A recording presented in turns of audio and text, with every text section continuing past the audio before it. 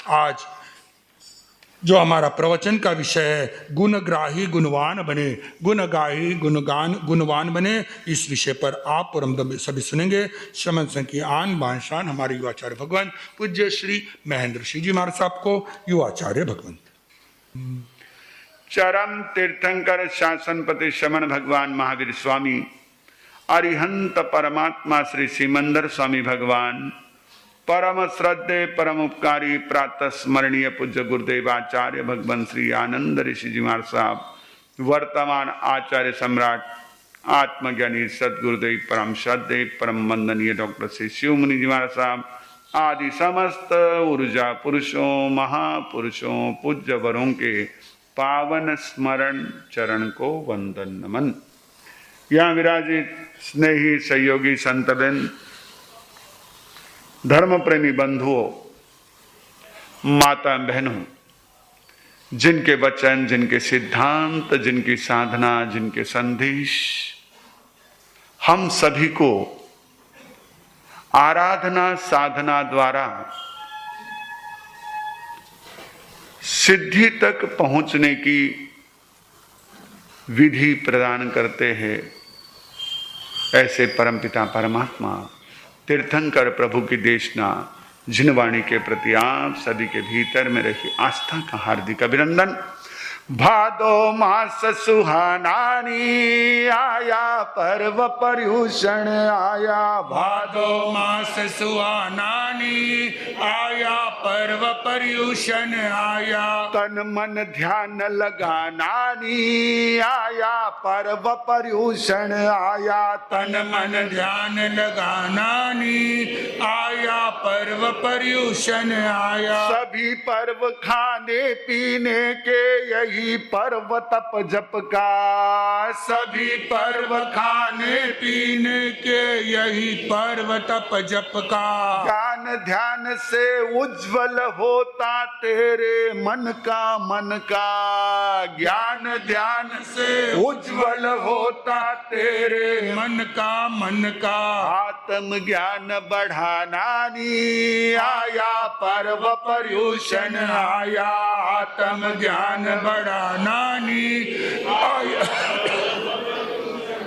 क्या खोया क्या पाया अब तक जोड़ घटा कुछ कर लो, क्या खोया क्या पाया अब तक जोड़ घटा कुछ कर लो, बीत गई जो बीत गई अब भी आगे की सुध लो, बीत गई जो बीत गई अब भी आगे की सुध लो, नर्तन फिर नहीं पानानी आया पर्व पर्यूषण आया, नर्तन फिर नहीं आनानी आया पर्व पर्यूषण आया, भादो मास सुहानानी आया पर्व पर्यूषण आया।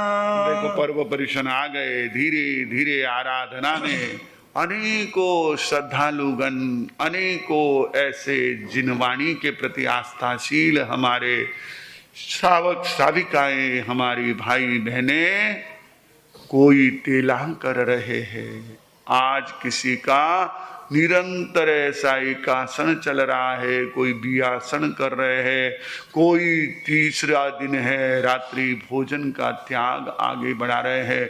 हर एक व्यक्ति अपनी अपनी शक्ति अनुसार इस पर्वाधिराज की आराधना कर रहा है। कईयों को मैं देख रहा हूं कि वो रात्रि देवसी प्रतिक्रमण में भी बराबर पहुंच रहे हैं।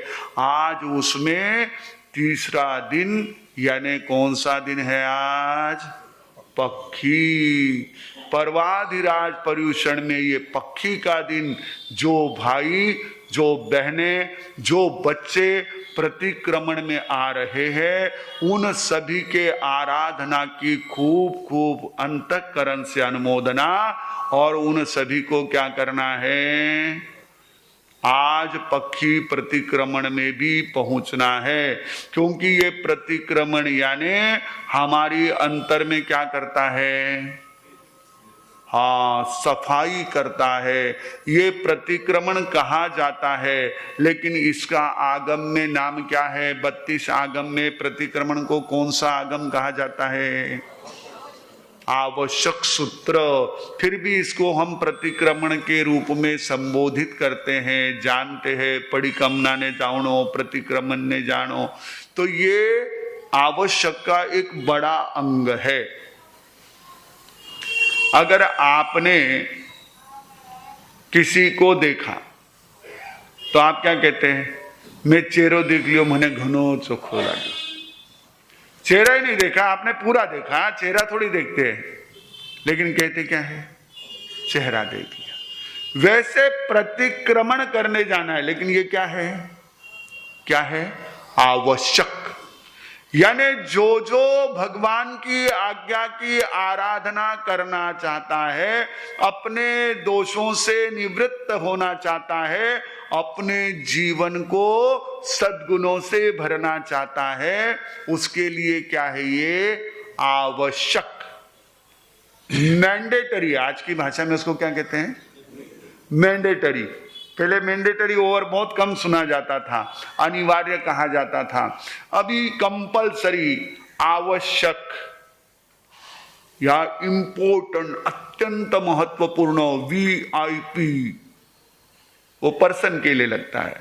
यहां हम वीआईटी लगाएंगे, very important thing, very important activity, बहुत महत्वपूर्ण क्रिया। तो यह आवश्यक जो है, इस आवश्यक में सबसे पहला आवश्यक कौन सा होता है? सामायिक। सामायिक में हमने क्या करना है? सामायिक में क्या करना है? माला फेरनी है, स्वाध्याय करनो है, जाप करनो है, परिक्रमणों करनो है। क्या करना है सामायिक में? क्या करना है? मुख्य रूप से अपने आप को न्यूट्रल में लाना है, समभाव में लाना है, यानी मिट्टी में सर्वभूयेषु। ये कौन सा आवश्यक है? सामायिक। उसके बाद का आवश्यक 24 और उसके बाद का आवश्यक वंदना। दूसरा 24, तीसरा आवश्यक वंदना। ये आवश्यक क्या है? ये आवश्यक क्या करते हैं? इनमें क्या होता है? 24 में क्या करते हैं आप? क्या करते हैं? 24 में क्या ध्यान होता है? 24 में क्या करते हो? 24 जब बोलते हो, 24 जब कहते हो, तो 24 यानी क्या होता है? What is it? 24 तीर्थंकरों का स्मरण करना। पर स्तव है, स्तवन करना, यानी उनका नाम लेना, उनकी महिमा गाना, उनके गुणों को कहना। ये क्या है? 24 और वंदना यानी क्या है? वंदना यानी क्या है? इच्छा में क्षमा समनों का पाठ बोलते हैं, बराबर है, लेकिन वंदना क्या होती है? उत्कृष्ट भावना तो प्रत्येक आवश्यक में चाहिए, बिल्कुल सही है, लेकिन वंदना यानी क्या? आप एक्शन से कह रहे हैं, लेकिन शब्दों से नहीं कह रहे, एक्शन से कह रहे हैं आप। हाँ हाँ हाँ, जो नजदीक पहुंच गए, नजदीक पहुंच गए। वंदना यानी झुकना, झुकना यानी गुणों के प्रति आदर भाव प्रकट करना। गुण परिवत्ति हमारे विशेष आवश्यक भाष्य की जो उसमें आवश्यक चूर्णी है, उसमें भद्रबाहु स्वामी ने निर्युक्ति में कहा है, आवश्यक निर्युक्ति में, कि यह जो है उक्कित तन गुण बवो या परिवत्ति 24 यानी हमारे तीर्थंकरों के गुणग्राम, और वंदना यानी गुणवानों के प्रति हमारा ऐसा अहोभाव, सम्मान का भाव। हम आज उसी की चर्चा करेंगे। कि हम तो चाहते हैं, देखो आज थोड़ा डिफरेंट टाइम है, लेकिन यहाँ चर्चा हमको तो उसी की करनी है जो कि हमारे लिए एक तरह से हमेशा उपयोगी रहे। ये पर्यूषण मनाना, ये चौमासा मनाना इसीलिए होता है कि इसमें हम ऐसा कलेक्शन कर ले जो हमको साल भर क्या करे, काम आए। तो हमने कलेक्शन करना है। अब आज का समय कैसा है, लोग देखते हैं कि मैं धनवान कैसे बन जाऊं, मेरी संपत्ति ज्यादा से ज्यादा कैसे बढ़ेगी, मेरा प्रॉफिट कैसे बढ़ेगा, मेरी एसेट्स कैसे बढ़ेगी। इसके लिए जहां भी टिप्स मिलेंगे वहां पर, हाँ, धनवान बनने के लिए आज व्यक्ति हर तरह का पुरुषार्थ करता है, हर जगह जाता है, जहां भी जाता है मन में एक ही भाव रहता है कि मैं क्या करूं। धनवान भी चाहता है कि मैं क्या बनूं, अधिक धनवान बनूं। अब अधिक की परिभाषा, हाँ, वो अब आकाश का छोर थोड़ी है जी, जैसे आकाश का छोर नहीं वैसे अधिक का कोई भी एक तरह से फुल स्टॉप नहीं है। अधिक यानी तो वो प्लस प्लस प्लस चलता ही रहता है, सरप्लस, वहां कोई रुकावट नहीं है। तो यह जो है प्रत्येक व्यक्ति चाहता है कि मैं धनवान बनूं। और आज जिस समय धनाधिष्ठित यानी इकोनॉमी सेंट्रल ऐसी लाइफस्टाइल बनी हुई है, आज हमारी जीवन शैली, आज हमारे समाज का वातावरण, आज हमारा राष्ट्र, आज हमारा विश्व हर जगह किस पर चल रहा है, इकोनॉमी पर चल रहा है। पूरा अर्थाधिष्ठित अर्थ विश्व बना हुआ है आज। अब ऐसे धनवान बनने के चक्कर में देश भी है, संघ भी है, समाज भी है और परिवार भी है, व्यक्ति भी है। प्रत्येक जना चाहता है मैं धनवान बनूं, लेकिन हमारे पर्वाधिराज पर्यूषण कहते हैं कि धनवान तो तुम कई बार बन गए, बन जाओगे, पहले गुणवान बनो। अगर हमारे पास गुण है तो धन चाहे जितना आएगा, और अगर गुण नहीं है तो धन कितना भी हो काम नहीं आएगा। गुण जरूरी है। और गुणवान कौन बन सकता है, इस पर हम यदि चिंतन करें, अगर हम इसे थोड़ा सा अपने जीवन में आत्मसात कर ले तो बाकी सारी चीजें अपने आप आएगी। गुण है तो धन जरूर आएगा। बल्कि अगर हम थोड़ा सा देखो, बात कर रहा हूं तो ध्यान आया, ज्यादा वैल्यूएशन किसका है, गुण का या धन का, बोलो। हाँ, 2 और 3 इनके बीच में यदि धन का चिन्ह है तो कितना होगा, और 2 और 3 इनके बीच में गुण का चिन्ह है तो कितना होगा। 2 और 3 के बीच में गुण का चिन्ह है, मल्टीप्लाई।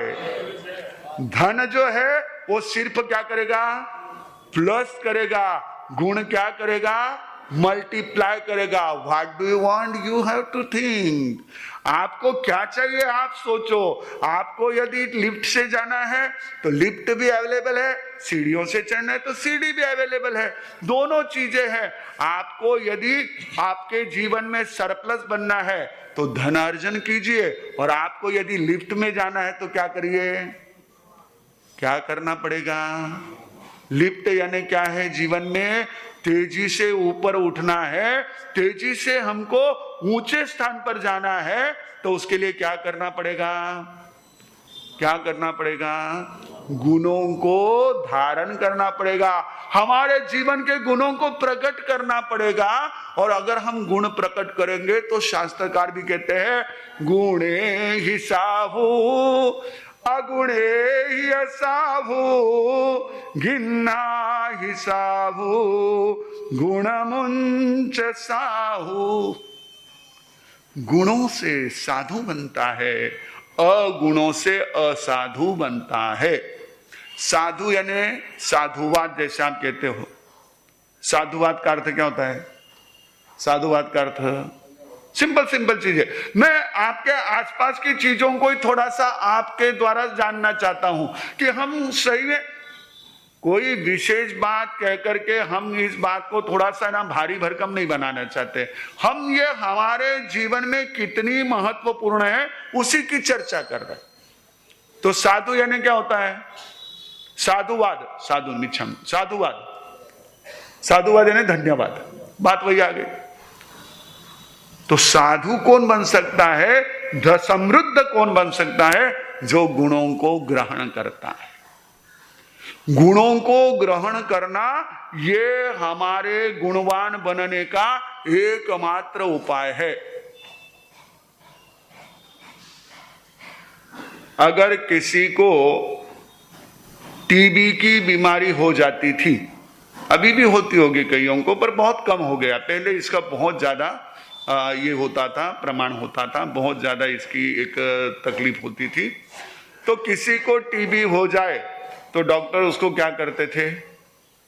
9 महीने के लिए कंपलसरी ऐसा एंटीबायोटिक का कोर्स देते थे और उसके साथ एक बात कहते थे। क्या कहते थे? इसको खुली हवा में रखो। जितना खुली हवा में रहेगा, जितना इसको नेचुरल ऑक्सीजन मिलेगा, इतनी इसकी रिकवरी फास्ट होगी। सफोगेशन में दवाइयां चाहे जितना असर नहीं करेगी।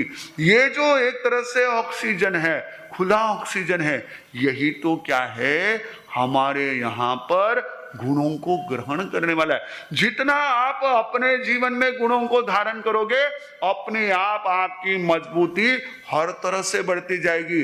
आप धनवान भी बनोगे, आप सामर्थ्यवान भी बनोगे, आप ज्ञानवान भी बनोगे। लेकिन पहले क्या बनना पड़ेगा? गुणवान। और गुणवान बनने के लिए गुणग्राही। हमको गुणों को ग्रहण करना है। गुणों को ग्रहण करने के लिए पुरुषार्थ करना है। और उस पुरुषार्थ में 2 चीजें कितनी अच्छी आपको आवश्यक में दी गई है, कितनी सुंदर विधि दी गई है। बस उस विधि को जीवन में अपना लो, अपने आप हमारा फटाफट उत्कर्ष होता जाएगा। We can go to height without any distraction, without any disturbance. बिना किसी व्यवधान के हम फटाफट बढ़ते जाएंगे। ये 2 आवश्यक केवल ध्यान में रखो। 24 सत्व यानी हमारे परमात्मा के प्रति हमारा पूर्ण समर्पण भाव। हमारा अहम भाव नहीं होना चाहिए। हमारी क्या स्थिति होती है? अच्छा किया तो मैंने किया है, कहता है इंसान, बुरा सब करते हैं भगवान, बुरा सब करते हैं भगवान। अच्छा किया तो मैंने किया है, कहता है इंसान, बुरा सब करते हैं भगवान, बुरा सब करते हैं भगवान। इसके दिमाग में यही रहता है। हमेशा परमात्मा के गुणगान करने की बजाय, परमात्मा के प्रति अवभाव आने की बजाय, कुछ भी अच्छा हो गया तो मैंने बहुत उसके लिए पसीना बहाया, 0 से लेकर हीरो तक पहुंचा, इतना मैंने किया, इतना मैंने किया, इतना मैंने किया। और जब थोड़ी सी तकलीफ आ गई तो हे भगवान कहीं करियो रे तू, हे भगवान। ये हमारी हालत। हमारे भीतर में वो कृतज्ञता, हमारे भीतर में वो सम्मान का भाव, हमारे भीतर में वो परमात्मा के प्रति वो भाव, वो हमारे जीवन के गुणों को बढ़ाने वाला है। मैंने लाख करोड़ कमाया, मैंने ऊंचा भवन बनाया, मैंने कारोबार बढ़ाया, मेरी है ये सारी माया।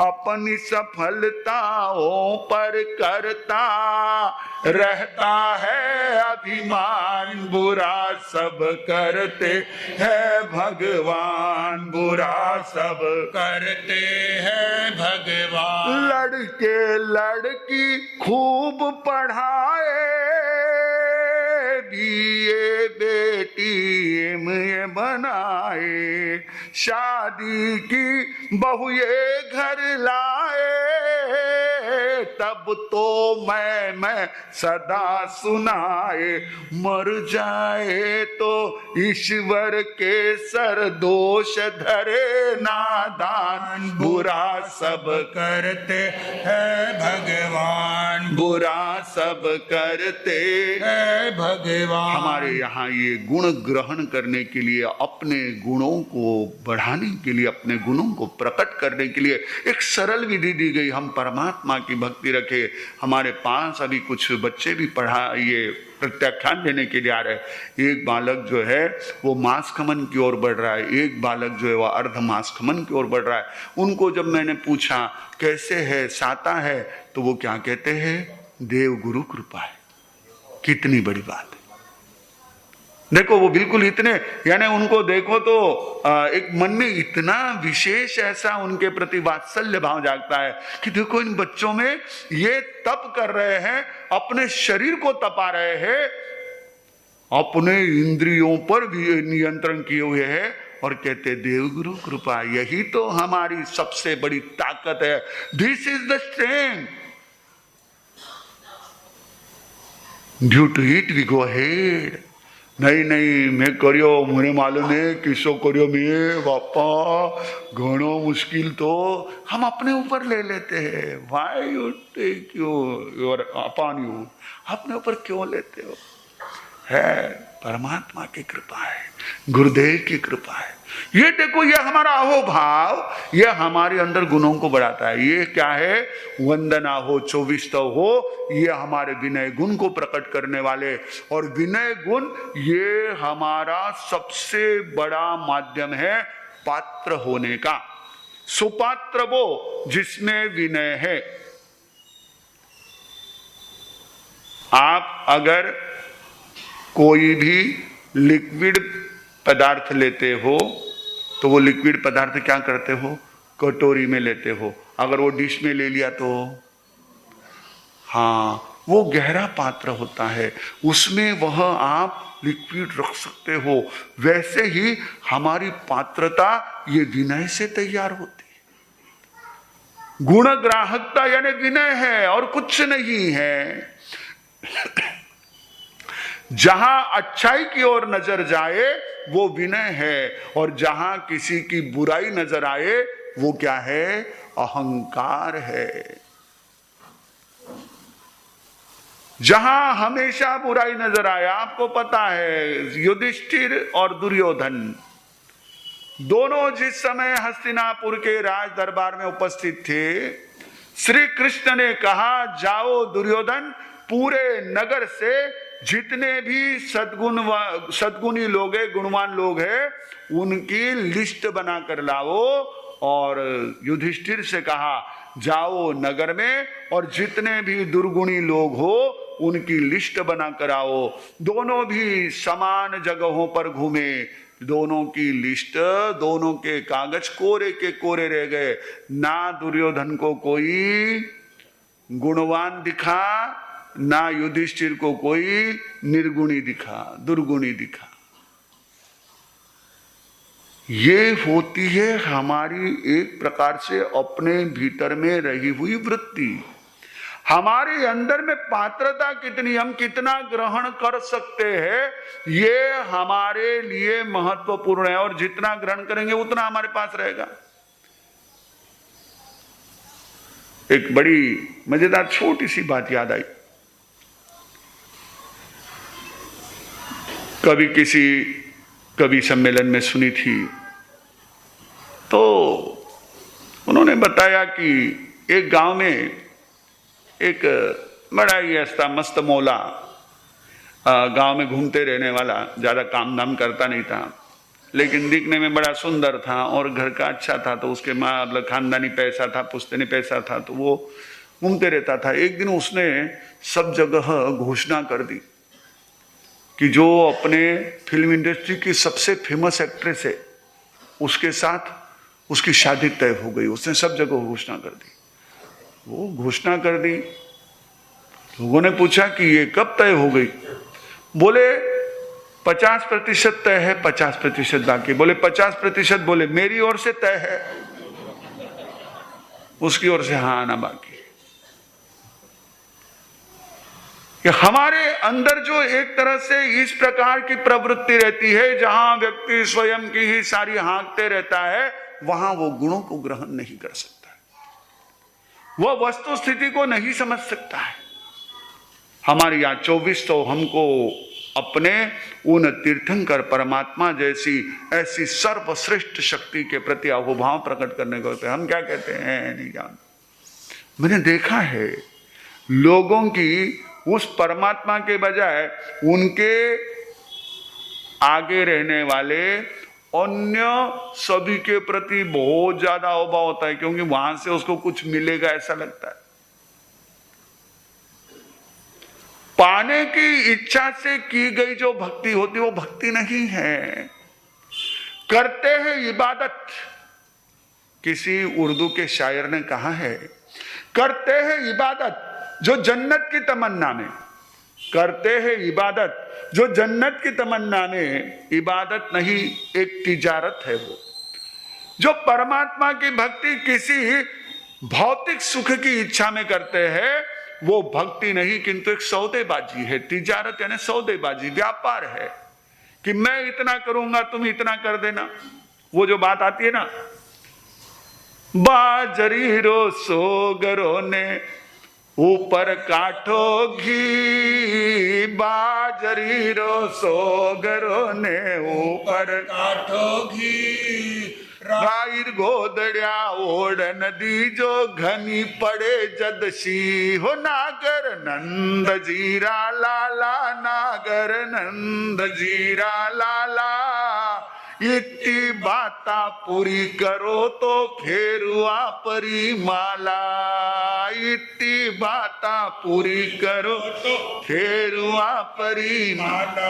ये सौदेबाजी में धर्म नहीं होता है। 24 तो वो नहीं है कि मैं ये करूंगा तो ये मिल जाएगा, नहीं।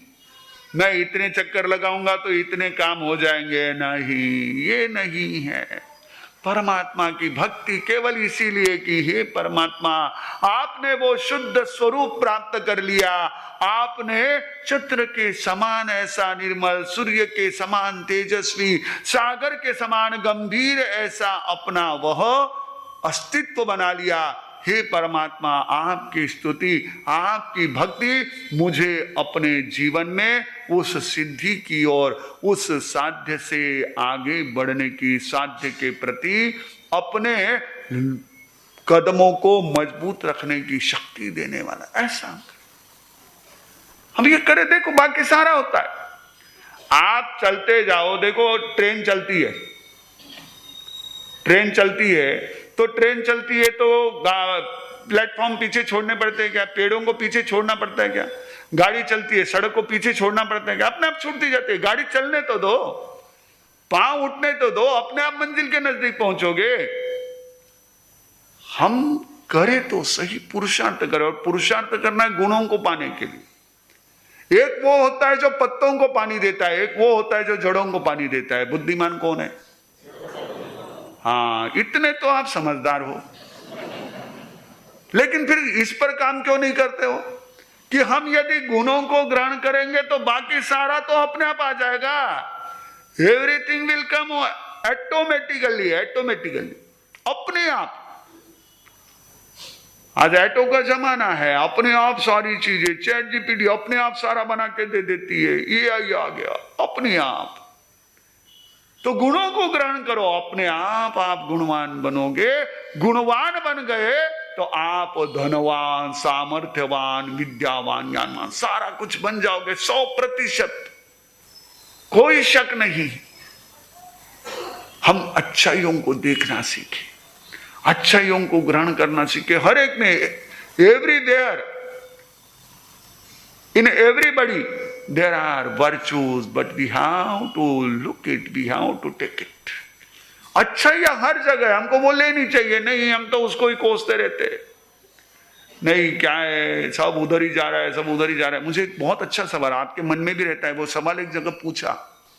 हम लोग विदर्भ प्रवास में थे तो एक छोटा सा गांव है कुचना, वरोरा और वनी के बीच में है। हाँ, कोई विदर्भ वाले उनके आवाज आई, कुचना है, उन्होंने जाना है।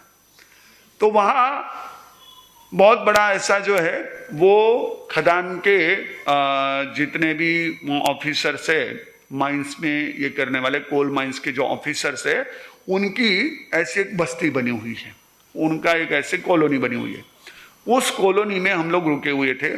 तो वहाँ के लोगों ने भावना भाई कि महाराज आप आए तो हमको प्रवचन दो। गर्मी के दिन थे, दिन में तो संभव नहीं था, बहुत ज़्यादा धूप थी और तपा हुआ था। तो रात के समय में प्रवचन उन्होंने, गणेश जी का मंदिर था, उस मंदिर के आगे एक छत थी, उस वहाँ पर हमको बैठने के लिए पास में ही था एकदम से। तो वहाँ उन्होंने हमारी बैठने की व्यवस्था की और सामने जनता बैठी थी, जो भाई बहनें सब थे, खुला था, तो बैठ गए थे वो। तो प्रवचन हुआ। प्रवचन के बाद जो वहाँ पर हमारे प्रवचन का भी आयोजन जिन्होंने किया और सूत्र संचालन कर रहे थे, एंकरिंग कर रहे थे, उन्होंने कहा महाराज ऐसा क्यों होता है, जो धार्मिक होता है, जो बहुत पाप भीरू होता है, वो तो जीवन में बहुत धक्के खाता है, और जो पापी होता है, जो अत्याचारी होता है, जो हर तरह के सारे उल्टे सीधे काम करता है, वो तो बड़ा ही सफल होता है। ऐसा क्यों होता है? उसने तो सवाल पूछा, आप लोगों के मन में आता है या नहीं आता है सवाल, कि ऐसा क्यों होता है कि धर्म ध्यान करने वाला जो है वो बेचारा तो बहुत धक्के खा रहा है, और ये पाप करने वाला तो बिना धक्के के आगे आगे बढ़ता जा रहा है, आगे आगे बढ़ता जा रहा है। ऐसा क्यों होता है? जिसके लिए हमारे मुर्दर केशरी जी महाराज ने पंक्ति बनाई, आज रोज मानो भाई भलाई रो कोणी है, आज रोज मानो भलाई रो कोनी है, लुच्चा तो जी मेरे सिराला पसीर। भाई मारा लुच्चा तो जी मेरे सिराला पसी। ये मन में सवाल आता है। मैंने कहा देखो, जीत उसके पाप की या उसके गलत कार्य की नहीं है, और हार हमारे धर्म साधना की नहीं है। जीत होती है तो साहस की, हार होती है तो हमारे कायरता की, हमारे डरपोक होने की। वो जो होगा सो होगा, मैं तो करके रहूंगा, वो हिम्मत रखना, नहीं मुझे करना है पर कैसे होगा, क्या होगा, ये ऐसे हार जाता। अब जैसे कोई ना बहुत अभी उपवास नहीं किया, मुझे करना ही है, वो मांस का मन कर लेता है। और जो एक आसन बियासन करता है उसको उपवास भी कहो तो नहीं मारा सो हिलक, नहीं मारा सो हिलक नहीं। तो ये तुम्हारे तपस्या का दोष नहीं है, तुम्हारी जो मन में रही हुई डर है। धार्मिक व्यक्ति जो है वो अपने काम को साहस से नहीं करता है, अपने काम में हिम्मत नहीं रखता है। अगर धार्मिक व्यक्ति हिम्मत वाला हो जाए तो ये सारे तो ऐसे ही भाग जाएंगे, होते नहीं। मैं एक बच्चे से बात कर रहा था, उसकी माँ उसको अलग अलग क्लासेस में भेज रही है। कोई माँ अपने बच्चों को डांस क्लासेस में भेज रही है, कोई माँ अपने बच्चों को स्पोर्ट क्लासेस में भेज रही है, उनको दर्शन के लिए को तो हमको फुर्सत नहीं है। अब यदि हम अपने बच्चों को उस कार्य के लिए हिम्मत नहीं देंगे, उस कार्य के लिए ताकत नहीं देंगे, तो वो फिर आगे जा करके नहीं कहीं करा मारो सा, मैं तो घना के वहां पर टावर आगे को नहीं, कहां से आएंगे? हम धर्म करते हैं लेकिन धर्म के साथ हमारी ताकत नहीं होती है। हम डर डर के करते हैं, घबरा के करते हैं, नहीं फिर ये सही होगा क्या, ऐसा ठीक होगा क्या, वैसा ठीक होगा क्या। पाप से नहीं डरते, लोगों से डरते हैं। धर्म करने वाले डरते, वो किसी से नहीं डरता। पाप करने वाला क्या करना है जो कर ले तू, मैं ये काम करके रहूंगा, उसका साहस जीतता है, उसका पाप नहीं जीतता है। लोग मन में बड़े दुखी रहते हैं उन चीजों से, कोई उसकी बात को मानना नहीं चाहता, पर करेगा क्या। अभी देखो आपके पास में अलग अलग सभी लोग आए होंगे, आमची वार्षिक देणगी द्या, तुमचा एवढा है, अभी उठी नहीं पड़ेगा। इधर संघ वाले आएंगे, बोलेंगे लिखा हो तो नहीं, हमारे तो मैं दिया ना, काले तो दिया। क्यों? ये आपको जोर से नहीं कह सकते, वो तो देता का गप्प नाही तर मग पाहून घ्या, मग मी पाहिजे हो तुरंत, हा थांब थांब बाबा, पण आता एवढे नाही, आता थोडेसे नव्हते। क्यों? उसको तुम देते हो, उसके कार्य को देख करके नहीं देते हो, उसके साहस को देते हो, उसके उस हिम्मत को देते हो, और हमारी हिम्मत कम पड़ती है। नहीं, ये तेरे को लिखा नहीं है। कौन हिम्मत से नहीं जाऊं दे बाबा, कौन के वे समाज रो काम है करनो असल तो करेला नहीं करेला नहीं करेला। हम भी जैसे कहते, हम भी आपको हिम्मत नहीं कहते, नहीं चलो हमको सामायिक करना ही है, सामायिक के वेश में लेने नहीं जानते भाई, इच्छा होगी तो करेगा नहीं तो नहीं करेगा, इसी कारण नहीं करते लोग। आप यदि धर्म करते समय साहस रखो, हिम्मत रखो, तो धर्म की जीत होती है 100%। क्योंकि आपका अच्छा कार्य अपने आप सबके लिए बहुत एक तरह से आदर्श है, आपका सबके लिए, आपके प्रति सबके मन में बहुत अभाव है, लेकिन आप उसको जबरदस्ती कहते नहीं हो। बाकी सब चीजों के लिए जबरदस्ती करते हो, यहां नहीं करते हो आप। नहीं करना ही, कुछ नहीं होता है, देख हिम्मत रख, हो जाएगा। होता है, अगर आपने उसको हिम्मत बंधा दी, उसने हिम्मत रख ली, वो अच्छे कार्य करते हुए सफल हो जाएगा। इतना सफल होगा कि उसको स्वयं पर गर्व होगा कि with core values I stayed ahead, मैं अपने शाश्वत मूल्यों के साथ, मैं अपने एथिक्स के साथ आगे रहा। हम लोग बेंगलोर में थे, वहां एक छोटी सी जगह में, बहुत छोटी सी जगह थी, इससे डबल होगी, बस ये जितना हमारा स्टेज है इससे डबल जगह होगी। इतनी जगह में एक की एमजी रोड के पास ही, उसके पीछे की रोड पर दुकान थी। हम लोग उसके दुकान में मंगलिक देने गए, तो वहां अलग अलग तरह के पर्स, शूज, ये सब रखे हुए थे, और उसके दुकान का नाम ही एथिक्स था। मैंने कहा ये एथिक्स नाम क्यों रखा है और ये क्या है यहाँ पर रखा हुआ है सब? बोले हमारे साहब ये सारी चीजें लग्जरी आइटम्स है, और इन लग्जरी आइटम्स में इतना सा भी कहीं किसी प्रकार के लेदर का उपयोग नहीं किया गया। ये बिना जीव हिंसा की ऐसी चीजें बनी हुई है। तो मैंने कहा ये तो फिर बहुत महंगी, इतनी स्मूथ और इतनी ही एकदम से ना शाइनिंग वाली रखी हुई। मैंने कहा महंगी होगी? बोले हाँ थोड़ी महंगी है, वो बाकी जो चीजें रहती लेदर की उससे थोड़ी महंगी है। तो मैंने कहा लेते? बोले हाँ बहुत से लोग लेते हैं, अच्छा चल रहा है। अभी उसके पिताजी आए थे जब हमारा प्रवेश था, उसके पहले रिक्शा में वगैरह आए थे, हमने पूछा उसके बाबा को, बोले बढ़िया चल रही, तो उसकी ऑनलाइन भी चल रही है, ऑफलाइन भी शॉपिंग चल रही है। चलता है, शुरू शुरू में थोड़ी दिक्कत आएगी, लेकिन अच्छा है, सही है, तो वही लेंगे लोग, चाहे मार्केट में हो, चाहे बिजनेस में हो, चाहे कहीं हो। आप अच्छाई से कभी घबराना मत, इतना ही है, आप अच्छाई को थोड़ा सा एक अपनी ताकत के साथ और अपने इसके साथ गट्स के साथ रखो। गट्स जरूरी है, हमारे गट्स कम हो जाते हैं, कॉन्फिडेंस कम हो जाता है, हम कॉन्फिडेंस के साथ आगे। तो गुणग्राही जो है वही गुणवान बन सकता है। हम गुणों को ग्रहण करें, हम जहां अच्छाई दिखे अच्छाई को देखें, यह अच्छा है, yes I have to follow this. कोई बुरा नहीं होता, हर एक में कोई ना कोई अच्छाई होती है, हमारे लिए वो नजर लेनी चाहिए। आप अभी श्री कृष्ण महाराज का वर्णन सुन रहे, हमारे कथानकों में वर्णन आता है कि श्री कृष्ण महाराज के गुणग्राहकता की चर्चा देवलोक तक, परीक्षा लेने के लिए देव धरा पर आया और उसने देखा, उसने रूप बनाया सड़ी हुई कुतिया का, और एक तरफ पड़ा रहा। जो भी वहां से जा रहे थे, बदबू मार रहा था उसका शरीर, तो सभी अपना नाक दबा करके और सारे एकदम से घृणा करके जा रहे थे। श्री कृष्ण महाराज का हाथी वहां से निकला, उन्होंने देखा, बोले कैसे मरकत मणि में जैसे मोती चमक रहे हो ऐसे इसके दांत चमक रहे। उन्होंने उसमें भी वो गुण ग्रहण किया। ये गुणग्राहकता ही तो उनको तीर्थंकर पद के निकट ले गई। श्रेणी महाराज हो, श्री कृष्ण महाराज हो, सभी के हम गुणग्राहकता बढ़ाए। आज की गुणग्राहकता यानी क्या है? टू क्रिएट पॉजिटिव एटीट्यूड, सकारात्मक दृष्टिकोण अपनाना यानी गुणग्राहकता। सिंपल भाषा में हम सकारात्मक दृष्टिकोण अपनाए। प्लस क्या क्या है देखो, कोई भी चीज हो, कोई भी बात, आपके सामने कोई चैलेंज भी हो तो भी आपने उसमें क्या ढूंढना है? पॉजिटिव ढूंढना है। एक पेपर आपके सामने आ गया है, कोई परीक्षा दे रहे हो आप, हमारे हितेंद्र सिंह जी प्रतियोगिताएं ले रहे हैं अभी दोपहर में। कल तो उन्होंने गेम ले लिया था तो उसमें भी काफ़ी लोगों को अच्छा लगा। पर्यूषण के दिन है तो दोपहर में भी हमारे यहाँ जो है ना एक सुंदर वातावरण बना रहता है। मैं सभी भाई बहनों को भी धन्यवाद दूंगा जो बराबर नवकार मंत्र का अखंड जाप दिन में रात में लगाए हुए हैं। युवा लोग, हमारे यहाँ पर आए हुए आराधक लोग और बहनें भी बराबर अपने समय समय पर पहुँच जाती है और 24 घंटे का अखंड जाप चल रहा है।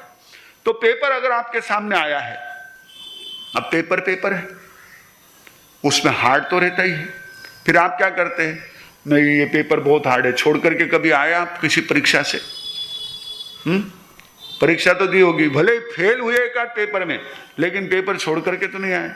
क्या किया आपने उसमें? फिर जितना उसमें से समझ में आए उतना तो लिखा।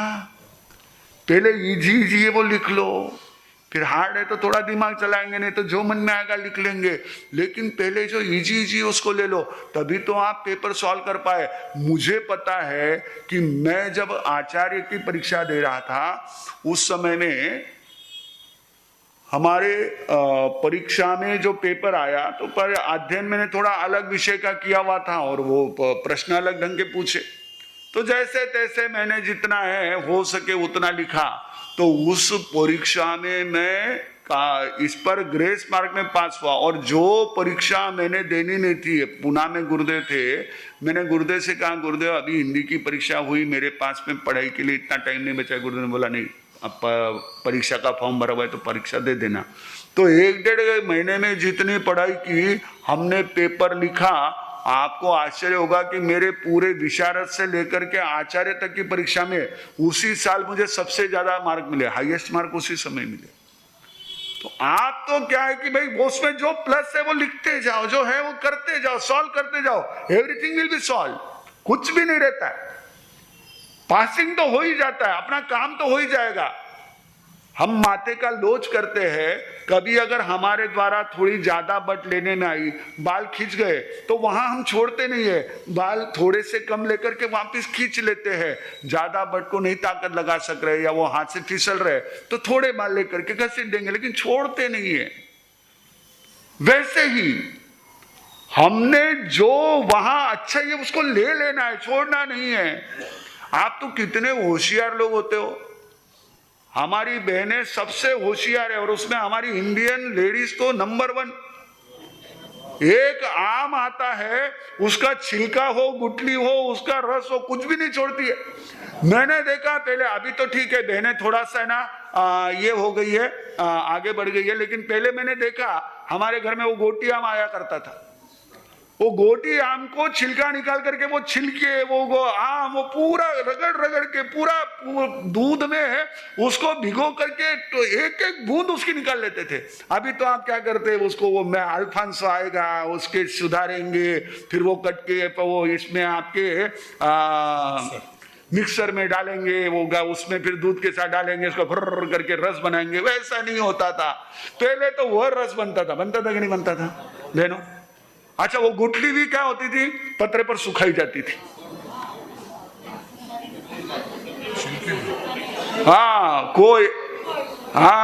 गुठली कोई वो भी सुखाई जाती थी, उसको भी सेका जाता था, उसको भी खाते थे। एक इतना सा नहीं छोड़ने वाली, ये क्या है, गुणग्राहकता है, ये ध्यान में रखो, यही है गुणग्राहक, और क्या है, दिस इज द गुणग्राहकता, इससे अलग कुछ नहीं। Everything is there very nice for us, but we have to understand it and we have to utilise it. हर चीज हमारे लिए बहुत अच्छी है, सिर्फ हमको उसकी अच्छाई समझ में आनी चाहिए और उसमें से लेना चाहिए। अगर हमने ये सीख लिया, हमने ये अपना लिया, देखो हम कितने गुणवान बनते हैं। आम की आम गुठली के दाम, वो वाली बात हो जाती है। गुणग्राहक तो यही है।